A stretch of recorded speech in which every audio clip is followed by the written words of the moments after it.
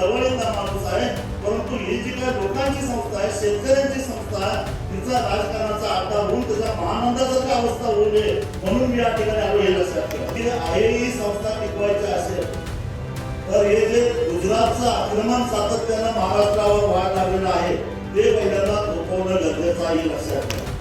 नवीन Suzuki e Access electric scooter silent, smooth आणि stylish, आरामदायक सीट, डिजिटल फीचर्स आणि रोजच्या वापरासाठी परफेक्ट कम्फर्ट, एक चार्ज आणि शहरभर निश्चिंत राईड, कमी खर्च, शून्य प्रदूषण. आजच मोहिते सुझुकी कावळा नाका, मोहिते सुझुकी उद्यमनगर आणि मोहिते सुझुकी साने गुरुजी शोरूमला भेट द्या.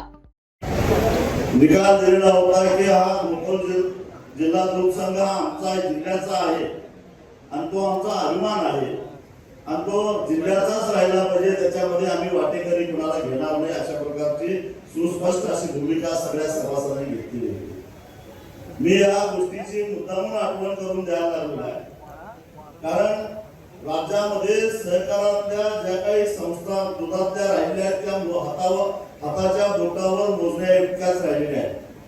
त्यातला सगळ्यात महत्वाचा म्हणजे आपला गोकुळ असेल, वारणा असेल, राजाराम बाप्पा असेल, राजहंस आणि पुणे जिल्हा दूध संघ म्हटला तर परत नाव आठवत नाही. एवढ्या संस्था आता सहकारातल्या दुधामधल्या शिल्लक राहिल्यात राज्यामध्ये. त्याच्यानंतर एक होते आपली महानंद, त्याचं काय वाटोळ झालं सगळ्यांना माहिती आहे. त्यामुळं आता ही आहे ही संस्था टिकवायची असेल तर हे जे गुजरातचं आक्रमण सातत्यानं महाराष्ट्रावर व्हायला लागलेलं आहे ते पहिल्यांदा थोपवणं गरजेचं आहे लक्षात ठेवा. अमूल फक्त सांगली आणि कोल्हापूर जिल्ह्यापर्यंतच येऊन थांबलेला इथून एका बाजूला नंदिनी या लागल्या कर्नाटक राज्य दूध संघ, दुसऱ्या बाजूला अमूलचं आक्रमण व्हायला लागलेलं आहे आणि महाराष्ट्रातल्या सहकारातल्या या सगळ्या दूध संस्थांची अवस्था अशी आहे आणि एकमेव या जिल्हा दूध संस्था सहकारातल्या अशा आहे की जिथं दूध उत्पादकाला काही न्याय मागण्याचा अधिकार आहे, काही बोलण्याचा अधिकार आहे, नाहीतर आता सगळं आता खासगीकरण झालेलं आहे.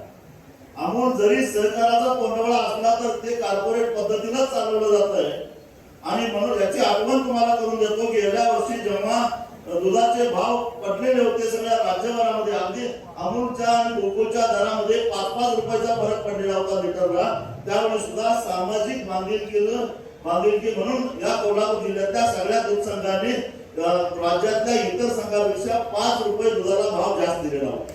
हे लक्षात घ्या.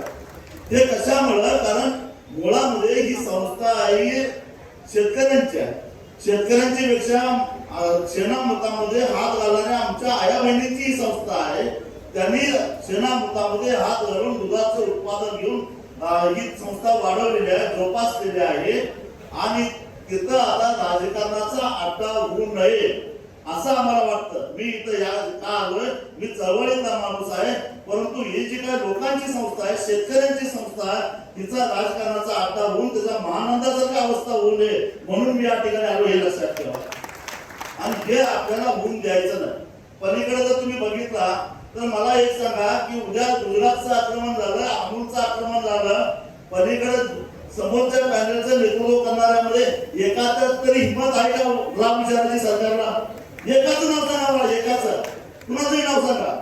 किंवा एक माणूस सांगा असा की हे आम्हाला चालणार नाही, आम्ही आमचं गोकुळचं स्वातंत्र्य अबाधित ठेवणार आहोत, हे आम्ही चालून देणार नाही असं म्हणणाऱ्याचं एकाची तरी हिंमत आहे का? सांगा, कुणाचं नाव सांगा मला, मी लगेच सांगतो आहे का हिंमत. मग मला सांगा की हे कुणाच्या दावणीला बांधायचं आहे काय?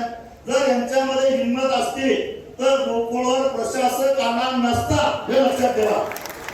आहे काय हिंमत? यांच्यामध्ये सरकारला किंवा गुजरात्यांना जाब विचारायची हिंमत असती तर गोकुळवर प्रशासक आला असता का? आलाच नसता.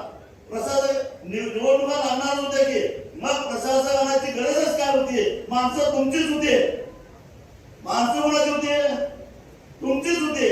पण तरी सुद्धा तुम्ही प्रशासक आणला. याचं कारण गोकुळचा कारभार गुंडाळून तुम्हाला सगळं अमोलच्या घशात घालायचं आहे आणि हे आम्ही कोल्हापूरकर होऊन देणार नाही, हा निर्धार करणं गरजेचं आहे लक्षात ठेवा.